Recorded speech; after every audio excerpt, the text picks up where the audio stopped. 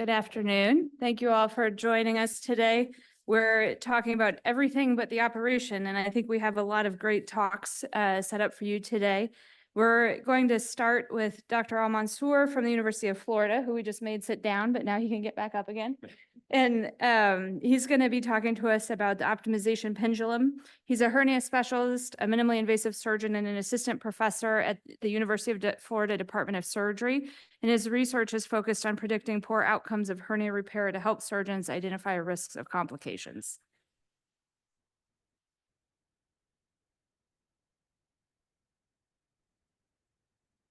There you go.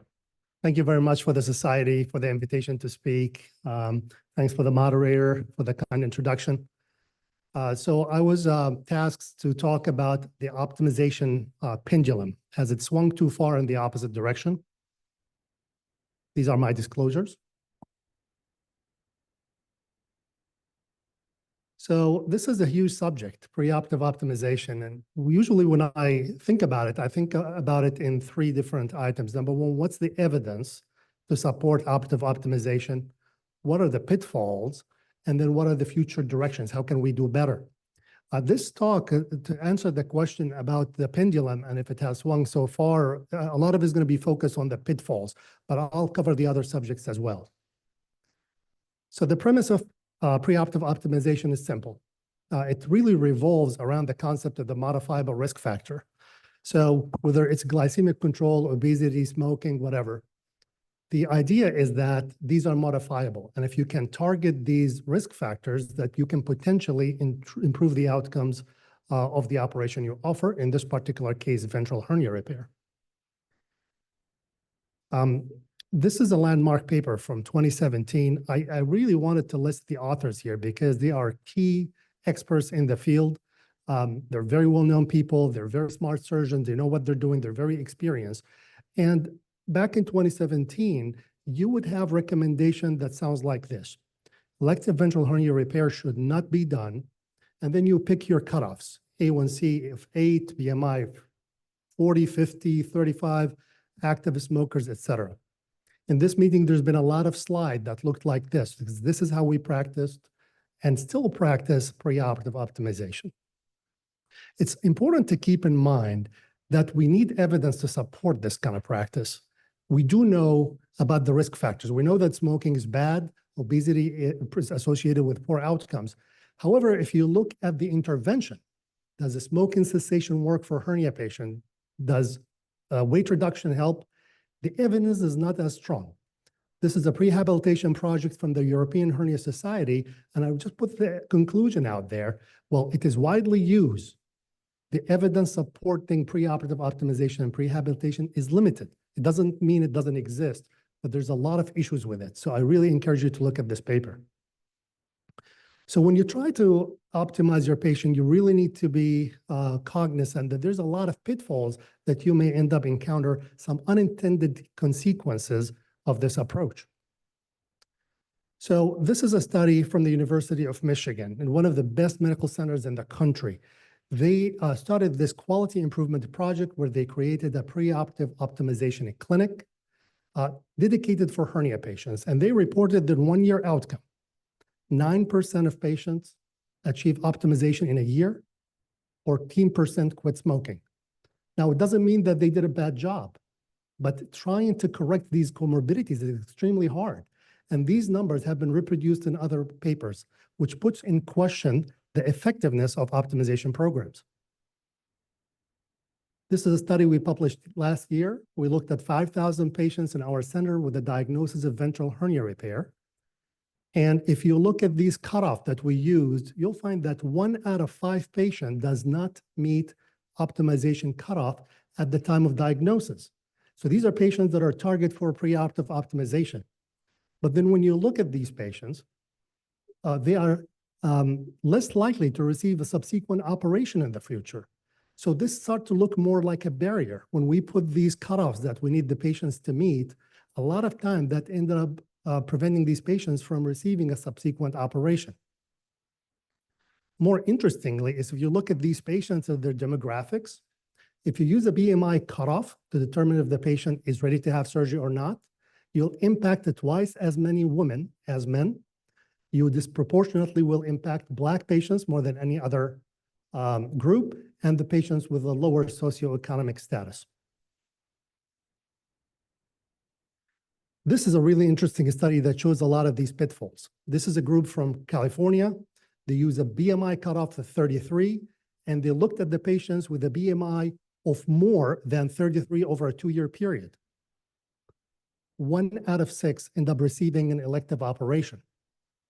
If you look at the initial, so that questions the effectiveness of the program. If you look at the initial BMI, the elective group was 35, so slightly higher than the cutoff of 33. The no surgery group was a BMI 39. So basically, if you're close to that cutoff, you'll get your operation. If you're a bit far, you're just not going to get there, and no operation. So this questions the access. And 1 out of 14 patients got an emergency operation. Many people would say that's acceptable, but these patients came to you requesting an elective operation, and you told them it's too risky, you should wait, but they end up getting an emergency operation where they're not optimized. This is a study we published recently. It looks at risk factors for complications of ventral hernia repair. It's a busy slide. I really want to draw your attention to all the way to the left. We group these risk factors into 3: patient factors, hernia factors, and procedural factors. So we put a lot of emphasis on comorbidities because they're modifiable, but a lot of time the risks is actually determined by the hernia itself and the complexity of the hernia or the planned operative approach. So with that in mind, I would argue that these 2 patients with ventral hernias, one of them is a small primary one, the other one is a massive hernia with loss of domain, should not be treated similarly. They should have different optimization goals, and I would call for individualization of optimization efforts. So in conclusion, we need to balance the improved outcomes that optimization promises with the pitfalls, restriction of access to care, disparities, the need for emergency operation, etc.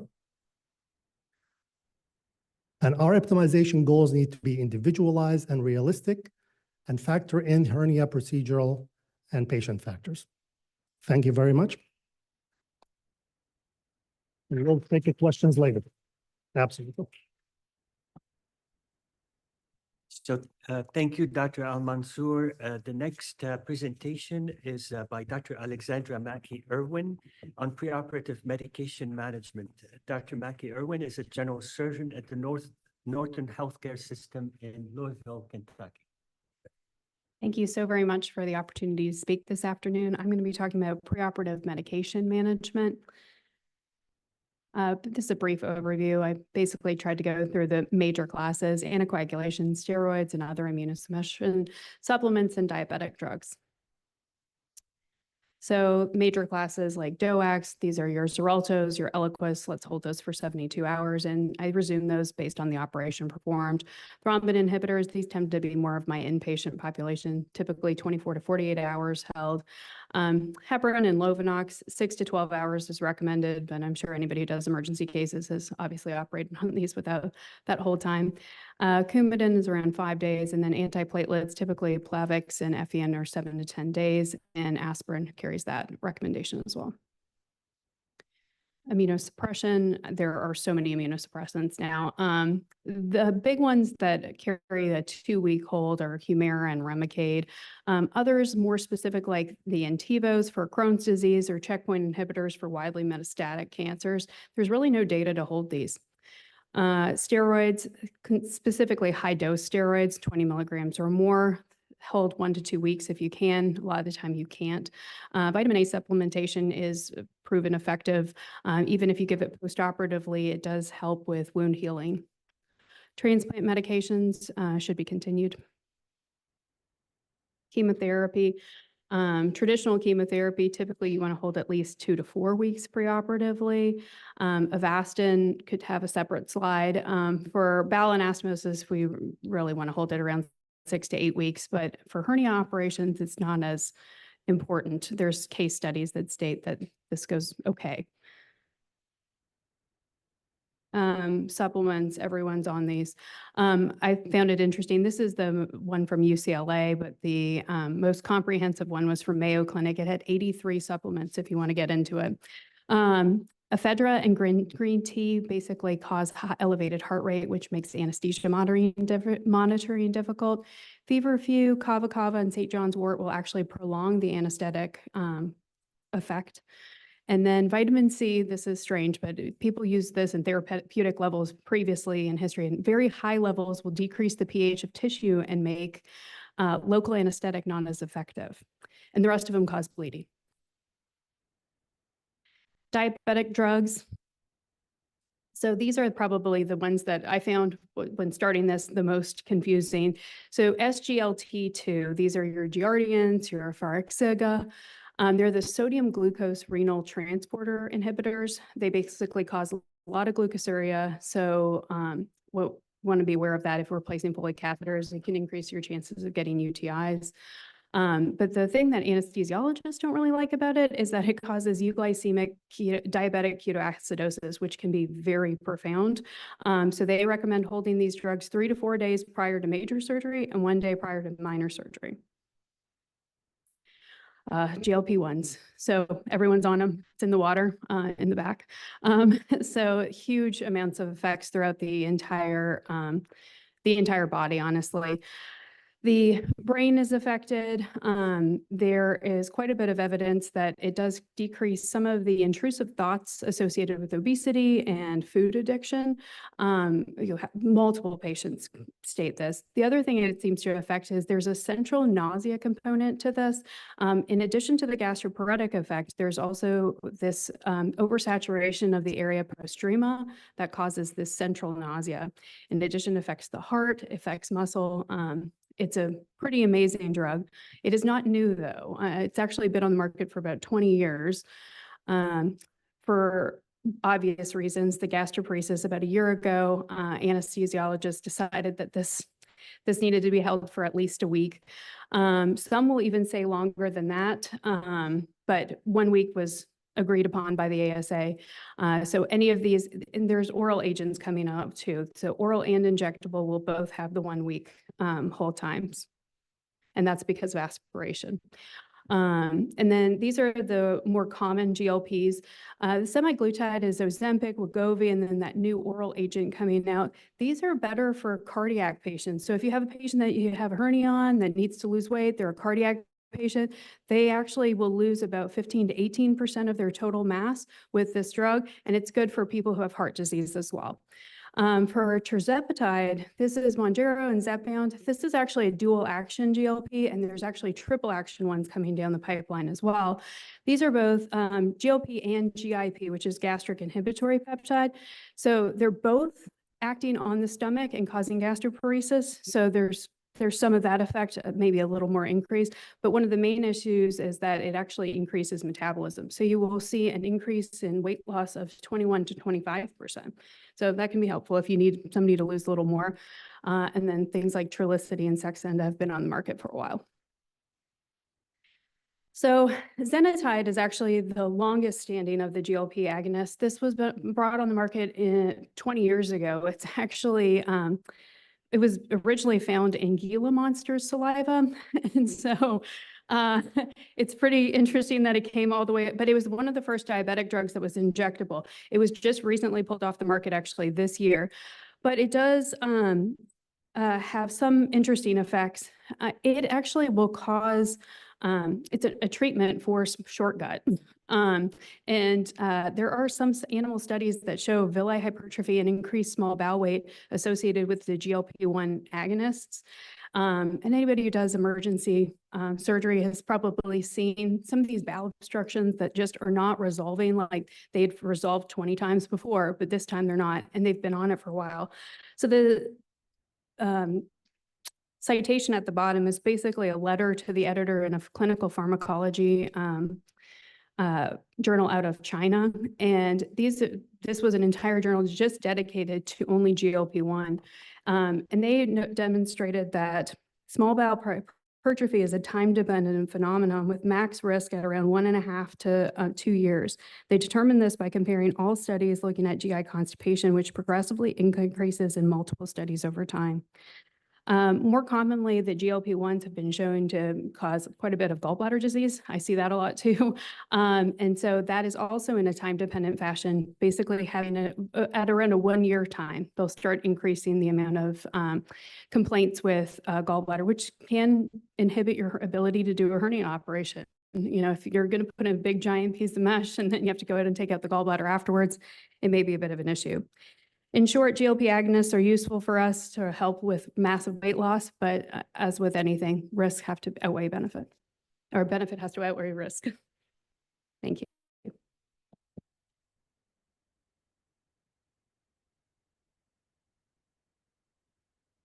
Next, we have Dr. Sharon Bachman from Innova Health System talking about optimizing outcomes in geriatric populations.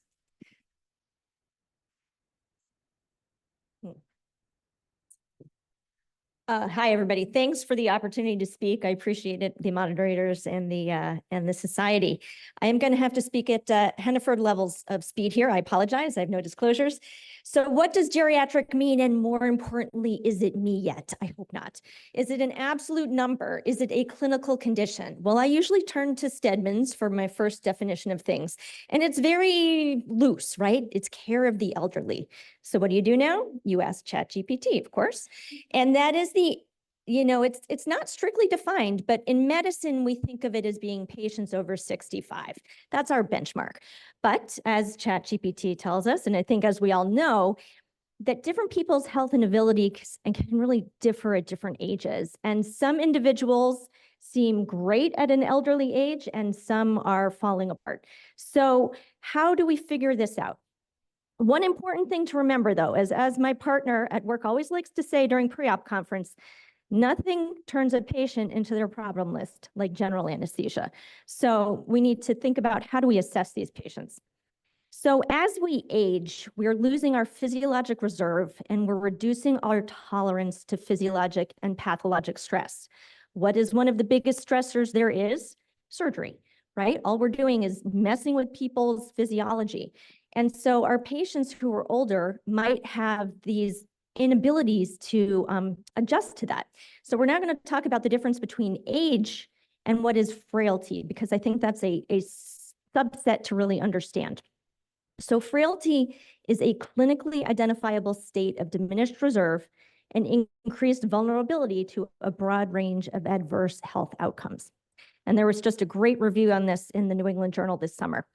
So you can think of frailty as a syndrome, and that is the Fried frailty phenotype, say that 5 times fast. That is exhaustion, weakness, slowness, physical inactivity, and weight loss. If all 5 of those characteristics are present in your patient, they have an increased risk of death and decreased chance of being able to reverse those signs of frailty. Another way of looking at frailty as accumulated health deficits. So there is a 30-point score that you can run through with your patients. And if their index is greater than 0.7, 70% of those things, that suggests a level of frailty that threatens survival. So preclinically, frailty is accelerated aging at your subcellular and cellular levels, right? So you've got chronic inflammation, cellular senescence, mitochondrial dysfunction, decreased nutritional sensing, and hormonal changes. And what we see is that the patient who is independent and not frail has a higher baseline. But not only that, their response to stress is not as severe, and they return back to their baseline. Whereas the patient who is just managing homeostasis because they're frail, when you subject them to that stress, they have a much more severe response, and then they may not come back to their baseline. You might have completely disrupted their homeostasis. This is not necessarily just due to age, but this can be more predictive of poor operative outcomes. The prevalence of frailty increases as patients age, but it is not necessary that an old patient is frail. So they're not synonymous. And another thing to remember is that while comorbidities can contribute to frailty, they are not equivalent to frailty. So when you look at this Venn diagram, you can see how the comorbidities and disabilities overlap with frailty, and that diagnosis of going through those scoring systems are really the way to know if a patient is frail. What about in the hernia population? Well, there's not a lot of data, but there's a little bit. And the group at WashU did these nice studies where they essentially prospectively assessed 70 of their patients who were having both ventral and inguinal hernias on these 5 different scores for frailty. And what they found was that 34% of them had unrecognized cognitive deficits that they hadn't known before. About 50% of them were pre-frail and about 15% of them were frail. But just like we saw in that other graph, the frailty was evenly distributed between these age quartiles that they set. So then they looked at a set of those patients retrospectively to see if the chronologic age predicted outcomes. And out of those 55 patients, they found that, again, the chronologic age was not a sole risk factor to predict adverse events, which makes sense because age is not necessarily equal to frailty. And they also said that when you look at a risk calculator, you want to make sure it doesn't overemphasize age, but really looks more at comorbidities. And that's what this MFI-5 predictor does. So this is based off of NSQIP. And these 5 characteristics have been shown to have relationship to poor surgical outcomes.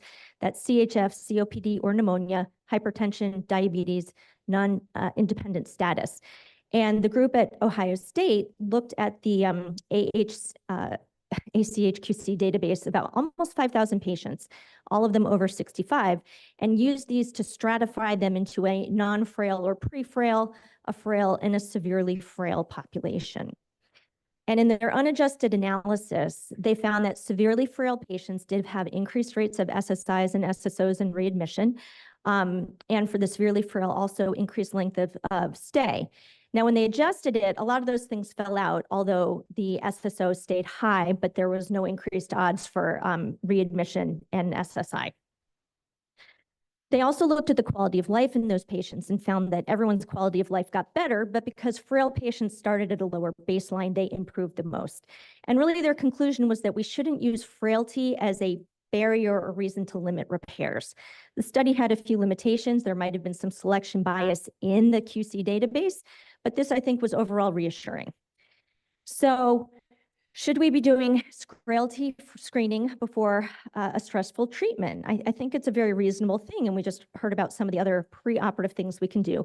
There have been studies showing that exercise, nutrition supplementation, smoking cessation do help outcomes. If you want to use some of those resources, the American College of Surgeons has a geriatric surgery verification, and some of those resources are really helpful. And you can see here the 8 different things to consider and resources to have. We've also been using the QC rehabilitation packet with our patients, which is really helpful. NSQIP now actually has a geriatric aspect to it, so we can help look at our older patients. And this is somebody I put through the geriatric one. As you can see, you had to estimate higher risk. But this is a patient who was frail when I first saw him. He was falling over, he was out of it for medications. And over the past year and a half and 11 visits, we have actually, I think, helped rehabilitate him. So we'll see how surgery goes. So I encourage the young people in the room to study this. It's an open research space, and do anything you can to improve your patient's robustness and resilience before surgery. And we really shouldn't consider that frailty is a convenient reason to withhold potentially effective treatments, but it's an opportunity for patient-centered care. Thank you.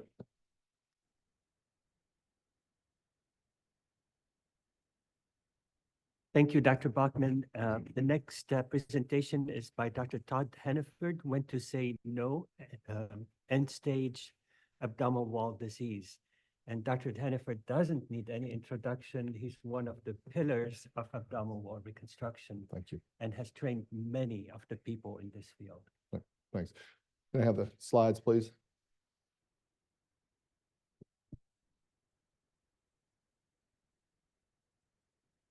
It's hard to find it.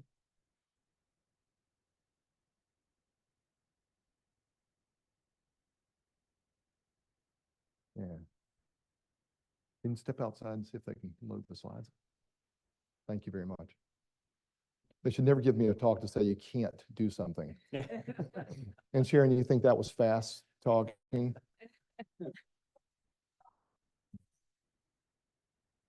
Yeah, that's it. Don't say, never say no.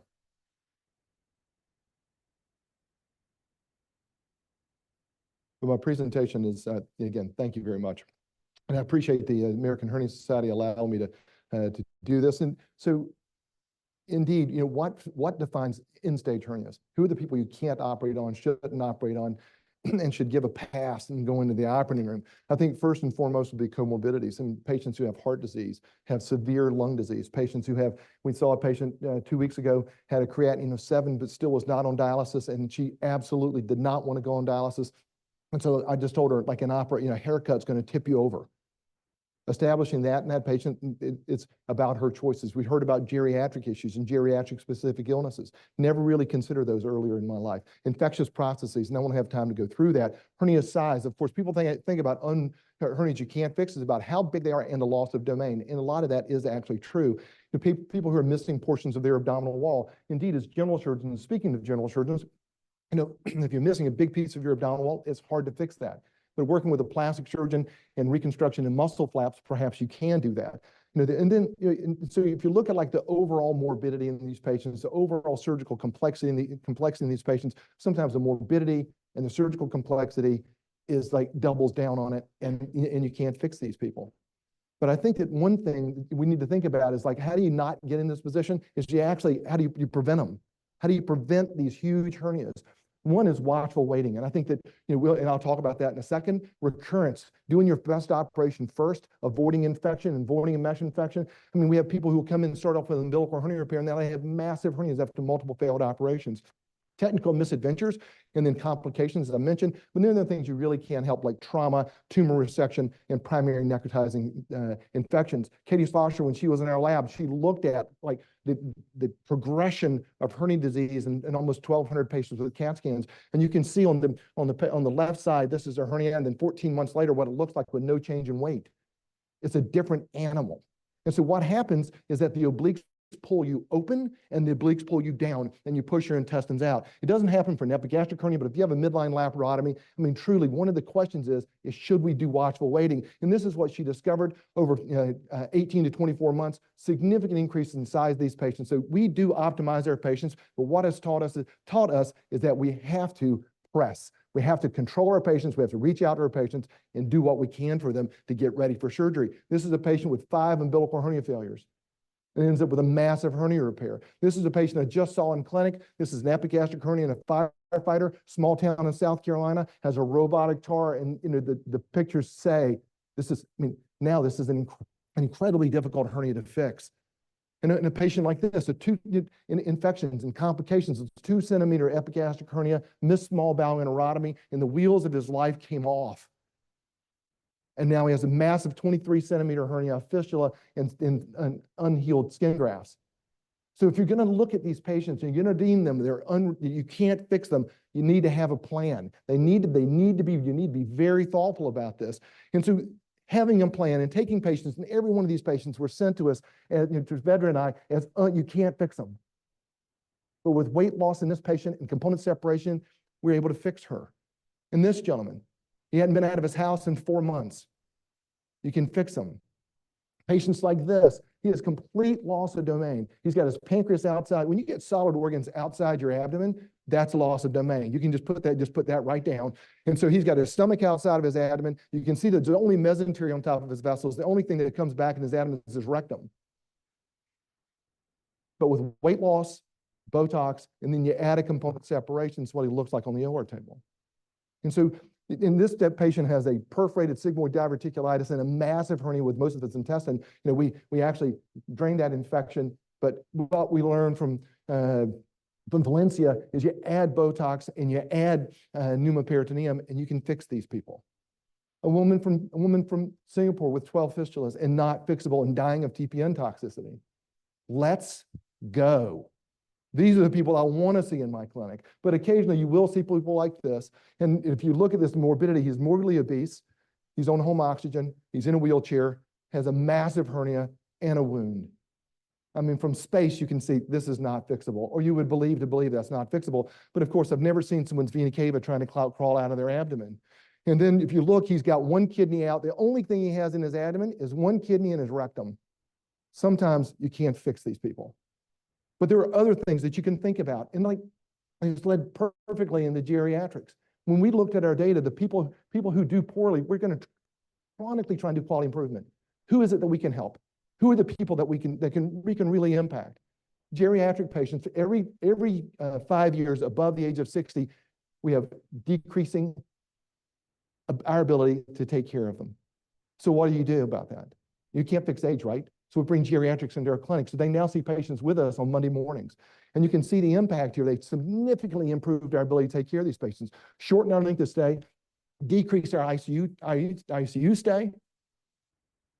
And why did they do that? One, they've made our patients better, much like what Sharon talked about. Absolutely. But they also, we discovered who we shouldn't operate on. They moved people into the unoperable camp. And they helped us talk to these patients and say, maybe we shouldn't have surgery because you're going to lose your ability to be independent. 6-minute walking speed predicts outcomes in these patients. And then, of course, you get somebody like Sully Ayuso, who is just incredible, who starts a program with these geriatric patients, taking them for a walk. They measure their 6-minute walking speed. He brings them back in the morning of their surgery, takes them for a walk, measures how far they go. And you can significantly take these patients and even if they're operative candidates, make them better, increase how far they can go in 6 minutes by 900 feet. This is a patient who, in a wheelchair in my office says he's not going to live with this fistula. Long history of smoking. If you've never done pulmonary rehab for these people, it is incredible. And so this guy underwent 2 sessions of pulmonary rehab. This is from the Lancet, great studies with this. Two rounds of pulmonary rehab, physical therapy. He walked in, he rode in a wheelchair. He walked into clinic and then had surgery, 5 days in the hospital, did great. Move people from inoperable to operable, be a doctor, take care of their comorbidities. And so if you're going to do this and you're going to say someone's inoperable, and make sure you send them to someone who really does this for a living and give the patient the best options possible. One thing I will say, and this is, Alexis Holland just presented this at the Central Surgical. If you do this well, and she looked at really big hernias greater than 200 square centimeters, but you'll see 363 square centimeters on average for this group compared to 90 square centimeters. If you get the fascia closed, you put a piece of mesh behind their abdominal wall, if you look at their outcomes, they are the same. Rehabilitate your patients and get their abdomen closed, mesh, and you can take care of patients like this. Thank you very much.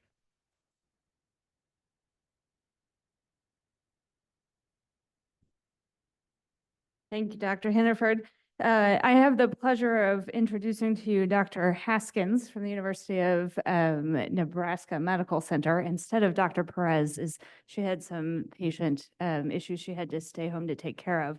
So Dr. Haskins, thank you for stepping in and give her a little bit of a break because these aren't her slides. Yeah, so I learned this about, 2 hours ago. So thank you to Dr. Perez for allowing me to pinch hit for her and to the moderators and AHS. So she has no disclosures. I have no industry disclosures, but she did require left carpal tunnel surgery immediately after completing her fellowship training. And then 4 years into practice, she also had right carpal tunnel surgery. So ergonomics and musculoskeletal injury and pain are near and dear to her heart. So very appropriate topic for her. So she is part of the majority, not the minority. So 7 in 10 surgeons had musculoskeletal injuries or pain. This is a recent meta-analysis. It was published in 2018 by Chichi et al. It included 40 articles and over 5,000 surgeons. 68% reported generalized pain, 71% reported fatigue, 37% reported numbness, 45% reported stiffness, and 61% had pain exacerbated by operating. And it's really important to point out that only 29% of that 61% actually sought treatment. So unfortunately, I think many surgeons are ignoring this pain. And so you're getting to this conundrum of what happens and how severe is their injury actually going to be when they do seek treatment. There's a part of this meta-analysis that broke it down based on surgeon type. So specifically for minimally invasive surgeons, which many hernia surgeons fall into, they were significantly more likely to experience pain in the neck, pain in the arm or the shoulder, hands, legs, as well as fatigue and numbness. So what can you do to sort of minimize your risk of injury? So micro breaks are really important. You can find this in any web browser if you search micro breaks. It was put out by the Mayo Clinic, and there's different types. I'm going to let this play as I talk. So there's been 2 studies looking at this. The studies looked at 56 surgeons from 4 different medical centers, and it found that micro breaks did not significantly increase surgical times. And I'll play the video for you. It's about a minute of stretching. The micro breaks improve self-reported physical performance and mental focus, which is probably why it did not significantly increase operative time, because you can sort of reset your focus. And it improved or decreased body discomfort, especially in the shoulders. So this is an example. I don't know if the audio is going to play or not, but this is an example of the sitting. So many of us, Dr. Perez does this routinely for her cases. So about an hour into surgery, she takes micro breaks. You guys can follow along if you'd like, but it's literally a minute and sort of helps you redirect your focus, kind of offloads that tension. I think many of us carry that tension sort of in our muscles while we're operating, especially when it's a difficult case and we're not even realizing it when we're doing it. Same thing, you can do this while you're standing as well. So a good time to do this. Some of us get up from the console if we have trainees and we let them sort of, sew part of the fascial closure or sew in the mesh. This is a good way to distract you so that you're not just riding your trainee, which they get annoyed with, right? So some of us step out of the operating room. This is another way that you can do this too. Dress to impress. So what you wear is important. So shoes allow for toe freedom, arch support, and you don't want anything to be flat. It can put more strain on your Achilles. And then compression socks. So you really want that pressure to be 15 to 20 millimeters of mercury, helps reduce muscle pain, fatigue, and lower extremity swelling. And then optimal positioning. So the most important part when you're doing open surgery, you really want to be upright. So you want your head, your neck, and your back to be in line with one another. You want your arms to be at a 90-degree angle to the table. You want your table height to be adjusted so it's 70 to 80% of the elbow height of the tallest person. Suggest steps for the smaller people. Again, Ariel wanted me to point that out because she's very small. And then the anti-fatigue mat. So people kind of make fun of this, but it actually helps reduce foot discomfort and pain at the end of a long case. So it's important. For laparoscopy, similarly, you want to be standing upright. You want that 90-degree angle in your arms as much as possible. You want that 60-degree working angle between your instruments. This is when we start talking about the smiley face that you make with your ports. And then the most important part, and I think that this is overlooked, is your monitor placement. So I go into ORs all the time. My partners, hey, what are you doing? People are looking up at the screen, down at the screen, to the left, to the right. So you want it in front of you. You want it to be at your eye level. Again, that's going to help reduce the strain on your neck and your upper muscles of your back. Robotic surgery. Similarly, you sort of want those angles. So you want your head, your neck, and your back to, again, sort of be in that straight line. And then you're really looking for that 90-degree angle with your arms and then with your thighs and your lower legs. So this I learned is relatively, I didn't know this, but apparently you can rotate the top of the robotic console, which is something that I learned while preparing for this talk. So the way to do this, so before you adjust the console, you want to raise the top of the console all the way up, rotate the console toward you as far as it can go, lower the armrest all the way down, and then you want to retract the foot pedals. And I would recommend that you do this before every robotic case. Even if I'm in the same OR, somehow the chair that I'm using gets replaced with a different chair, right? So it's not always the same. So once you sit down at the console and you're ready to start your operation, you want to adjust the chair height to match the popliteal height. Move the chair as close to the armrest as possible. And this is really where you want to lock your chair. If you don't have locking chairs at your hospital, you can put a blanket behind the chair, but you don't want the chair to be rolling around because it puts a lot of stress on your lower back. Sit up straight and lower and rotate the console until you're able to see the viewfinder, hold controls and keep arms close to your sides. And that's when you want to raise the armrest up to the forearm. And then finally, you want to adjust the foot pedal so it's in a good position and you're not straining to use it. This is other data that's been put out recently by the American College of Surgeons, which Dr. Perez finds extremely helpful during robotic surgery. So lumbrical stretching, passive wrist extension with elbow straight, and then median nerve mobilization. There's also another stretch that you can do to help kind of prevent some median nerve strain. Where can you find additional information? So the Society of Surgical Ergonomics that was founded in 2021, their third annual research symposium is coming up in the fall, but this has helped a lot of people kind of be more cognizant of preventing injury in the operating room. And also that brochure that we recently highlighted is available on the American College of Surgeons website. And that's it. Thank you.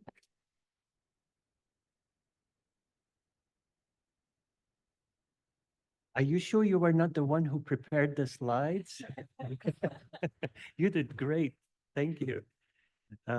Our next speaker is Dr. Megan Nelson, who's going to talk on post-operative recovery after hernia surgery. What is the evidence? Dr. Nelson is from the Mayo Clinic, Scottsdale, and she's a general and minimally invasive surgeon and a member of the Board of Governors. Thank you so much for having me. All right, this is a short talk because there's not a lot of evidence. No, that's the spoiler alert. I've tried to distill down kind of vague, nebulous evidence as much as I can and kind of pull out some studies that I thought were really interesting that could be some avenues for future research. Okay. No disclosures. Okay, so these are going to be our considerations today. And really what we're looking at is everything that happens kind of right after the surgery and what should we be telling our patients for their kind of post-hospital behavior. It's fascinating to me that we do over 1.6 million hernia operations every year in the United States, and we still don't know what to tell our patients really what to do afterwards. So one of the biggest studies that looked at kind of our post-hospital recommendations was actually, this is consensus data. So it was a survey that was done out of Germany that looked at, it just surveyed a bunch of general surgeons on what their recommendations were for their patients after surgery. And so for the vast majority of them, after laparoscopy, they recommended restricting their activity for 2 weeks. And after a midline laparotomy, it was somewhere between 4 and 6 weeks. For restrictions on weightlifting during that time, it was between 5 and 10 kilograms. And there were no real recommendations on, or there weren't very many surgeons that would give any recommendations on restricting sexual activity. And there wasn't a lot of takers for abdominal binders either. So there's 21% would use them in laparotomies, but otherwise most people were not routinely using them. When we pull out hernia-specific data for laparoscopic sublay or IPOM repairs, most of these German surgeons recommended about 4 weeks of restricted activity, about somewhere between 4 and 7 weeks for laparotomies, and for complex hernia repairs, about 7 weeks. This group took this a step further, and at the 41st Annual International Congress of the EHS, they surveyed 127 surgeons there to see what the international take was on this. And the quick kind of summary of that was that following groin hernia repairs, whether open or laparoscopic, and then any other laparoscopic surgery, they recommended 2 weeks of restricted activity and then 4 weeks after laparotomy. So overall, it was the international group was a little bit more liberal with their recommendations, okay, a little more aggressive on their return to activity. But we don't really have a lot of actual data to guide that. That's just kind of what everybody has learned and sort of their gut, you know, they go with their gut on that. And so this is my favorite study done by Dr. Henneford. It almost turns 20. It was done in 2005, but it's an, but it's an oldie but a goodie. So this is the study, Dr. Henneford. Okay. But it was a simple, beautiful design. So it looked at 20 patients, 10 male, 10 female, average age 22, and it measured their intra-abdominal pressure when they were sitting and standing. They did this by inserting a Foley, and then they injected 50 milliliters of sterile saline. And they looked at sitting, standing, coughing, straining, my favorite, genuflecting, walking up a flight of stairs, abdominal crunches, bench presses of 25 pounds, and arm curling of a 10-pound weight. Overall, they did 13 maneuvers and 9 measurements for each subject per maneuver. And really what they found is none of those activities came close to the pressure that was generated by essentially coughing. The only one that really was a jump from standing. Those were the two highest pressure activities. And so really what I took from that, and correct me if I'm wrong, but is that really there's not a lot that they're going to do kind of from an activity standpoint that's going to be worse than just if they have a bad cough. And so my favorite line is that patients may be better served by a cough suppressant or expectorant to reduce their risk of wound dehiscence or herniation. The highest risk factor patients were COPD patients and obese patients. Okay, this I'm not going to spend a lot of time on because I think this is where we have pretty good data and I think we all understand this, but immediately post-op in the PACU, we want to be doing a multimodal pain regimen. We want to have goal-directed fluid management targeting urine output and systolic blood pressure. We want to maintain our fluids, be judicious about our maintenance fluids, and then have early gentle activity, at least in the hospital. Okay, switching gears here a little bit, talking about liposomal bupivacaine. This is the biggest study that's looked at this, and it came out of anesthesiology. They looked at 76 randomized controlled trials, and really it wasn't very favorable for liposomal bupivacaine. And the reason for that was they found a lot of the early studies were very favorable for it, but they ranked as being highly biased.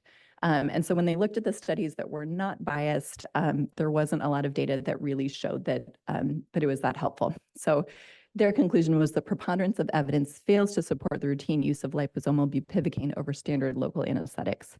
I'll say we use it routinely at Mayo Clinic and in my operations. And so I think this tells me more just that we need better, less biased studies to kind of show what our practices are doing. This was kind of interesting. This is by Eric Pauli on TAP blocks. And this suggested that direct visualization TAP blocks were more effective than ultrasound guided TAP blocks. Food for thought. I think the conclusion with this is really, though, whatever version you are most comfortable with, there's probably a lot of variation in that technique. So do what you're best at, but an interesting study to look at. Briefly on Entereg. I don't know that a lot of people are using this right now routinely. There's a lot of good data for its use for colorectal and any bowel resection surgeries. There's not a lot of good data on it for hernias, but it may be something to consider in patients that you know have had past histories of ileus. This could be something that you want to use, but remember, you have to give your first dose preoperatively. Okay. Abdominal binders. Lots of comments on this, not a lot of really great studies looking at it. The conclusion of all of them is that they reduce postoperative discomfort during activity, but there hasn't been any real change in stroma formation or really any decreased recurrence rates or anything like that related to abdominal binders. So purely for comfort, there are 2 studies called the ABIHR 1 and 2 that interestingly found that there was a lower rate of surgical site infection in patients that use binders, but I'm not exactly sure why that would be, to be honest. Okay, epidural anesthesia. This is something that is still used routinely in a lot of places for complex hernia repairs. But I think overall people are moving away from this a little bit. This is a really interesting study out of Cleveland Clinic that actually showed an overall higher risk of postoperative complications with epidural anesthesia. And they cited specifically pneumonia and ileus after that. Okay, in our remaining time, this is what I really want to talk with you guys about. And this is a really fascinating article. If you haven't read it, I recommend that you do. And this is challenging us to think about abdominal wall repair as more of a musculoskeletal operation. So think a little bit more about it from an orthopedic standpoint. So this was really fascinating and I think shows a lot of areas that we can for further research. And what it does is it likens the abdominal muscles to the anatomy of like the pes and serraneus tendon in the leg or the Achilles tendon. And it asks us, can we apply principles and techniques in extremity tendon reconstruction to ventral hernia repairs? And they postulate this based on muscular contractures, kind of like what Dr. Henneford was talking about. You get these imbalanced lateral forces where the muscles pull out and enlarge these hernias. There's unopposed oblique and transversus muscle contractures, and it can lead to irreversible contracture and spasticity in patients, especially over kind of a long time. And so a lot of you may be more familiar with this kind of technique from the Stitch trial, where we're actually using, again, sort of tendon repair techniques to help guide us with how we close the central tendon of the abdomen, the linea alba. And what they're saying is just dividing forces across multiple strands over a greater area with multiple bites decreases tensile strength and reduces likelihood of suture tearing through or causing tissue strangulation. So I'm not going to go into this, but what they're saying is if we treat this as a tendon, essentially, that we're repairing, we will sometimes find all of these things happening over here at kind of a basic science level on the right side. And so some leading to where some of these muscles can contract, and that contractures cannot be reversed even when we use Botox and component separation. And so they're saying all of this to lead to, should we be doing physical therapy for our patients routinely before surgery and after surgery? And so one of the ways that they look at this is a study that looked at 25 patients who underwent laparoscopic ventral hernia repair. And even though it was laparoscopic, they reported high levels of pain, decreased quality of life in their physical functioning, overall bodily pain, and increased physical fatigue. And so the authors of this study make the case that maybe we should, maybe they would benefit from physical therapy.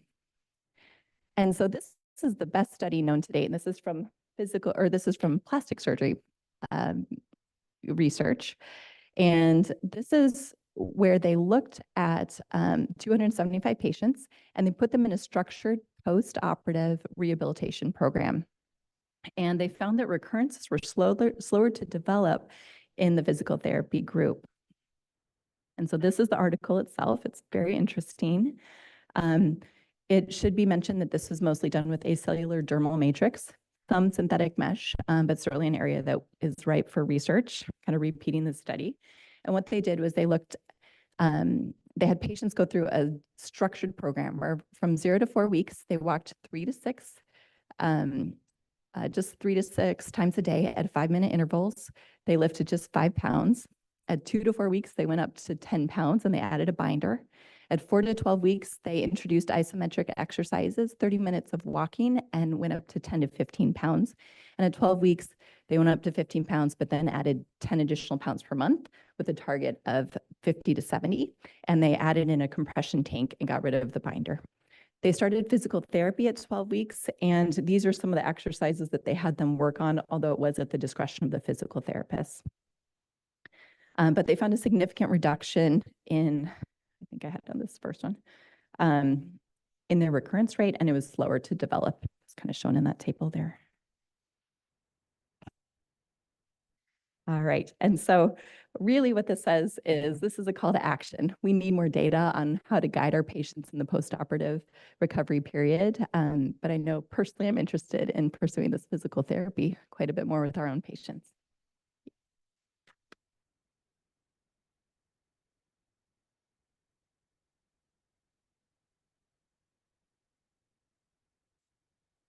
All right, and to finish us off today, we have Dr. David Halpern from NYU Langone Health talking about ERAS and abdominal wall surgery, and is it really necessary?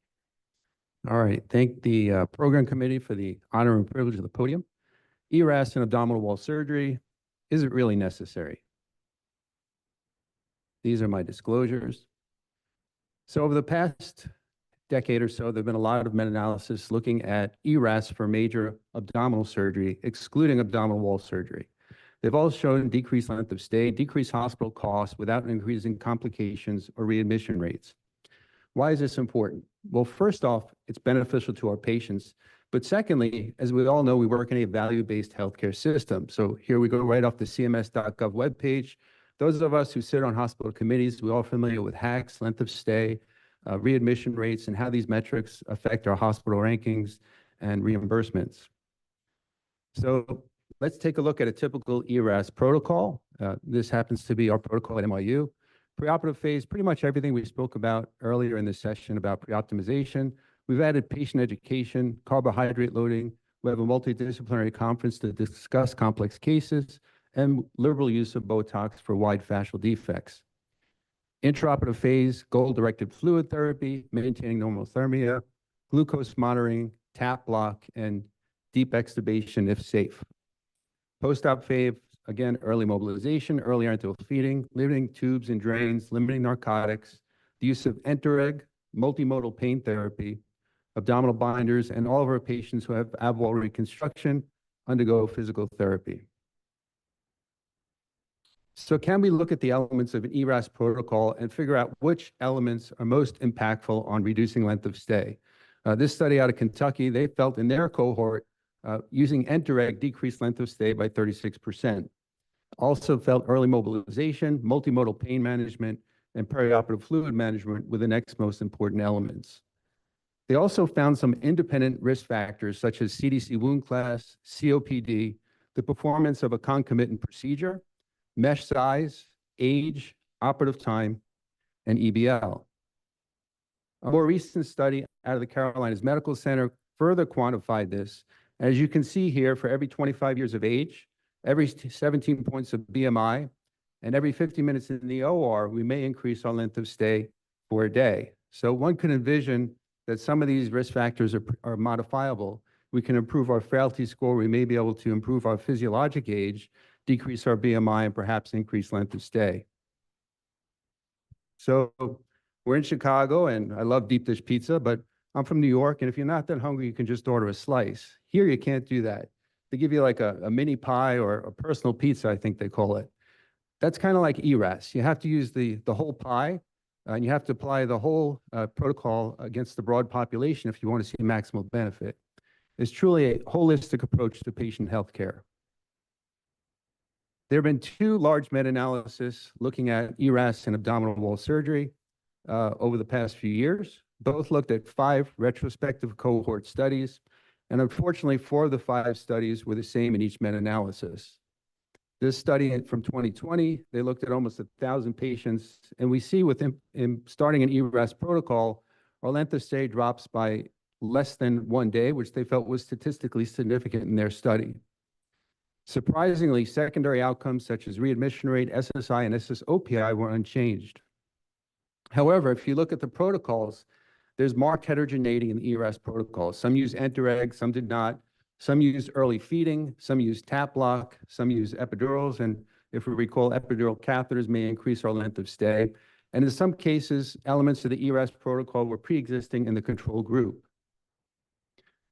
The second meta-analysis, again, 4 of the 5 cohorts were the same, so not surprising, not much different outcome. We see a small but statistically significant decrease in length of stay with no change in secondary parameters.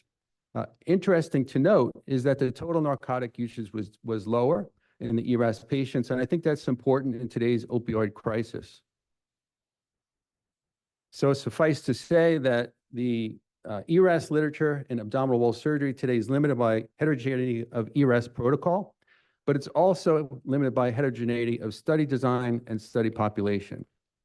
For instance, if you look at this paper from 2016, we have 200 TAR patients, synthetic mesh, and they isolated factors that might otherwise increase length of stay, such as intestinal resection, use of biologic mesh or CDC wound class, and patients who remained in the ICU. So if we looked at this specialized group, we see that ERAS decreases length of stay by 2.1 days, time to feed by 1.2 days, and it lowers our 90-day readmission by 12 percentage points. Another interesting finding of this study is that the patients who are on the non-ERAS protocol, their HAC rate, their hospital-acquired conditions, were much higher, and most of the readmissions were secondary to that. So those extra 2 days in the hospital accounted for those readmissions. Another 200 patients undergoing TAR, but this time we placed them across a broad population, all CDC wound classes, with the intention to treat philosophy, and we see no change in any of the parameters with instituting ERAS. Again, different ERAS protocol. They did not use Entereg, which might be the most important to decrease our length of stay. Yet a third study, another population, all ventral hernias, not just TAR patients, looking at the value of an ERAS protocol. And here they found similar total cost, similar length of stay, but increased value because we decreased SSO and SSI. However, there may be some bias here because if you look, the pre-ERAS patients had a higher use of biologic mesh, likely a higher CDC wound class. And again, they used epidural catheters, which could have affected the outcomes of the ERAS cohort. I know we're in the everything but the operations session, but I think technique matters. And we do have to mention the operation, particularly in the era of robotic surgery, because we know robotics decreases length of stay, decreases wound morbidity, and may lower the threshold for abdominal wall reconstruction. And we have really almost no data on ERAS in abdominal wall surgery. So to answer the question, is ERAS in abdominal wall surgery really necessary? Well, what do we know today? We know that ERAS decreases length of stay with open surgery without increasing readmissions, complications, or cost. We know that ERAS might decrease the hack rate and decrease narcotic usage. We know the current state of literature is limited. We know that technique matters, and we need more data on robotic approaches to ERAS. And we know that it represents a holistic approach to patient care. So, taking that in context that we work in a value-based healthcare system, but more importantly, that it may show some benefit to our patients, I would say yes, it does matter, and we need to use it. Thank you.